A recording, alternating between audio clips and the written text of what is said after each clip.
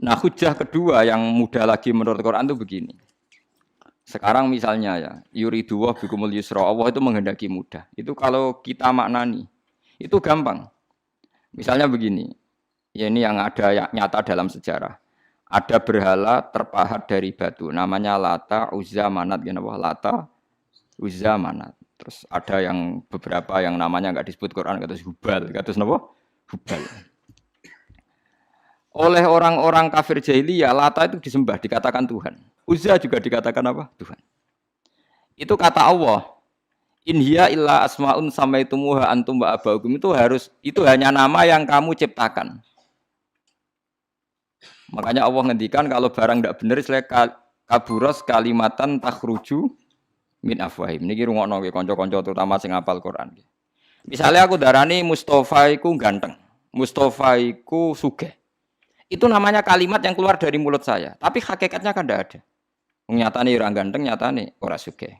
Tapi ini menjadi kalimat karena kadung keluar dari mulut. Kula baleni, tapi ini menjadi kalimat karena kadung keluar dari apa? Mulut. Misalnya saya bilang, wah Ruhin rambutnya lurus, alim, ganteng, pinter. Ini hanya keluarnya kalimat yang keluar dari mulut, tapi kan nggak ada kenyataannya. Nah, ketika orang kafir bilang berhala itu Tuhan, itu kalimat yang keluar dari mulut. Nah, kalau hakikatnya ya batu, bukan Tuhan. Hakikatnya itu batu. Berarti namane pangeran Lata Uzza itu batu apa pangeran? Batu. Nah, makanya kalau Allah mengkritik orang kafir, misalnya Allah dikatakan punya anak, Yesus itu Tuhan.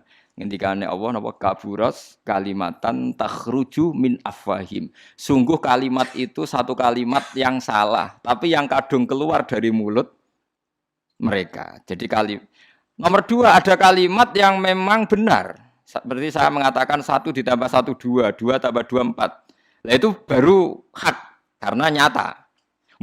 Dikatakan apa enggak dikatakan ya tetap 2 ditambah 2 4. Sama dengan la ilaha illallah. Jadi la ilaha illallah itu sudah wujud sebelum dunia ngakui la ilaha illallah itu sudah ada apa belum? Kalau bedai. Sebelum ada orang Islam di seluruh dunia, Allah satu itu sudah wujud belum? Sudah. Kenyataan ini sudah ada belum? Sudah. Lah berhubung sudah kadung ada, kita hanya menyaksikan asyhadu, saya bersaksi, a'lamu, saya tahu. Karena sudah ada, makanya disebut fa'lam annahu la ilaha illallah. Wong sudah ada, kita tinggal tahu, tinggal bersaksi. Nah, kalau yang tidak ada itu mbok dikatakan pun tetap tidak ada, itu hanya jadi kalimat yang keluar dari mulut, wong barangnya tidak ada. Itu disebut apa? Kaburas kalimatan takhruju min afwahim. Iyaquluna illa kadziba. Jadi kalimatnya itu ada, tapi fakta yang ditunjuk kalimat itu tidak ada. Paham ya lah. Mulanya ciri utama agama itu kul ja'al haqqu wa zahaqal batil. Barang hak itu pasti ada, yaitu Allah. Barang batil ya pasti tidak ada. Pangeran telu itu tidak ada. Watu jadi pangeran itu ora ono. Santet ngasari dadekno aku mati ku ora ono. Mulane kula nek santet wong ora tau ndonga tolak santet. Wong cara kula santet itu mboten enten. Nah, percaya jajal kok sing mati ra kowe, paham gitu. Dini gitu. Memang enggak ada. Lho soal misalnya, tapi wonten Gusti yang mati ana dome ning wetenge ngene. Ya sing ana dom. Iku jenenge ora santet biasa wedok. Lah nek mati kena santet itu biasa kepelitis truk ya mati. Kena virus. Cara kula dipanteni santet itu malah lambat, kadang 3 dina lagi mati. Cas pleng truk. Cas pleng meneh pesawat. Jadi niku sing paling angel ning gone bab tauhid. Sebenarnya tauhid itu gampang, mboten jelimet. Makanya Allah melatih kita yuridu wa bikumul yusra. Andekan manusia seluruh dunia dipoling untuk melihat Lata dan Uzza. Itu apa? Enggak usah ada orang Islam, enggak ada orang kafir. Enggak usah intervensi. Pasti mereka jawab itu batu. Andekan Isa Yesus itu dipampang di dunia, orang poling, orang Islam kafir, enggak ada intervensi. Pasti akan bilang itu manusia. Paham ya? Tapi lewat rekayasa dicitrakan itu Tuhan. Lata Uzza dicitrakan itu Tuhan. Nah, itu disebut wa makaru wa makarawa. Jadi dimakru. Dia didesain sedemikian rupa. Misalnya di Yunani itu orang kalau bilang Tuhan itu akal, makanya bilang logos. Log itu logos. Tuhan itu arot. Niki rungokno aja sampai salah, nak salah kafir sampean. Tuhan itu arot, Tuhan itu sifat. Jadi Tuhan itu tidak ada zatnya. Kemudian logos ini nempel di Yesus, kata orang Kristen. Sehingga logos. Logika akal. Makanya kalau orang filsafat darani Tuhan itu akal 1, akal 2, akal 3, akal. Makanya disebut logi, ideologi, log. Nah, pertanyaannya kemudian saat Allah itu arot, Allah itu log, kemudian belum ada tempatnya Allah bergentayangan di mana? Sebelum Yesus ada terus lalu Allah bersemayam di mana? Terus ada orang Majusi bersemayam di api. Nanti yang orang kafir jahiliyah bersemayam di arca-arca itu. Yang orang kuno Majusi di mana, di gunung apa? Mungkin orang Sugian di gunung Kawi macam-macam itu terus. Wah, itu kan terus jadi repot. Repotnya adalah kalau sifat itu harus nempel di dat. Dan datnya mana enggak jelas. Itu satu.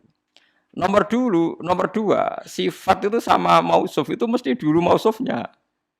Nah, makanya kata ahli ilmu kalam, jangan pernah kamu mengatakan Tuhan itu sifat. Kalau Tuhan sifat nanti butuh nempel napa?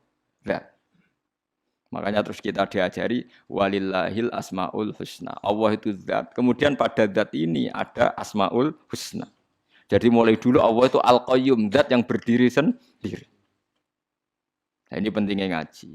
Mulane wong alim-alim mesti wali. Ana wong alim ra wali, goblok-gobloke wong alim. Mergo seneng dhuwit. Kudune wong alim iku wali. Mulane Imam Syafi'i ketika disebutno wali si A wali si B. Nah aku ra wali ning dunya ora ana wali. Dadi idza lam takunil ulama auliya alillah fama ala wajil ardi min waliyin. Nah, ulama wis gak wali ning dunya wis ora ana napa wali.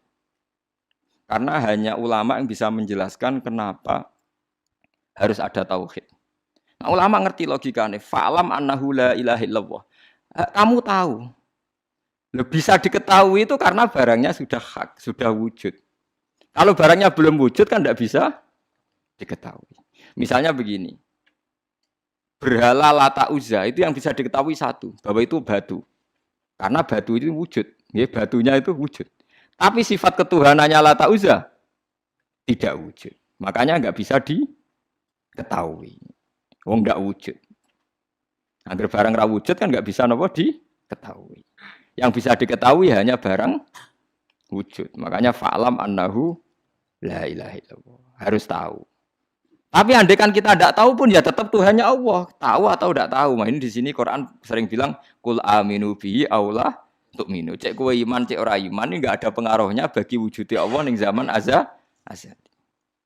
Di kula baleni malih itu memang jadi dulu itu orang-orang terjebak ketika Tuhan ning Yunani dianggap logos, log. Kemudian di Timur Tengah Tuhan itu dianggap satu arot sing nemplek, sifat sing nemplek ning berhala-berhala. Mbok ning gone daerah Majusi ning wasani sing nemplek ning napa geni macam-macam. Mon niku walhasil akhirnya semuanya itu kalah dengan tauhid sing digawa Kanjeng Nabi Muhammad sallallahu alaihi wasallam. Bahkan sekarang yang Nasrani pun itu tidak pede dengan teori trinitasnya. Orang kan sekarang tahu semua kan perdebatannya Ahmad Didat sama Stanley Fischer itu macam-macam. Itu kan sampai ada seorang mahasiswi dari Swiss ketika yakin sifat Tuhan yang dijelaskan Ahmad Didat bilang, sepertinya Tuhan Anda lebih menarik. Karena dibilang Tuhan Islam itu tidak punya anak, tidak diperanakkan, tidak ada padanannya. Kalau Tuhan Anda ini padanannya banyak gini-gini terus itu ada orang tertarik. Sepertinya Tuhan Anda lebih menarik. Karena sifatnya lebih apa? Ya lebih menarik. Terus tadi maknanya walat itu kalau menurut ilmu kalam itu dua. Walat itu anak fisik, anak gen. Atau walat maknanya tawalud, konsekuensi dari satu hal. Tapi tidak karena diciptakan. Itu tadi misalnya HP dan pulpen ini benturan itu menimbulkan suara. Suara ini diciptakan HP, apa suara itu tidak ada yang menciptakan? Yuna ilmu kalam dibakas. Nah kamu bilang diciptakan HP, HP-nya sendiri tidak merasa menciptakan. Batu sama batu benturan, terus ada suara. Kamu bilang diciptakan siapa? Diciptakan batu. Batunya takoi, kamu yang menciptakan suara itu. Enggak, saya tidak punya akal loh. Paham? Nah lalu yang menciptakan suara itu siapa? Suara itu udah ada. Yang ada itu kamu dengar suara. Soalnya kupingem darani ngono iku suara. Tapi nak cara akal darani sing ngono apa ya watu. Watune apa benturan.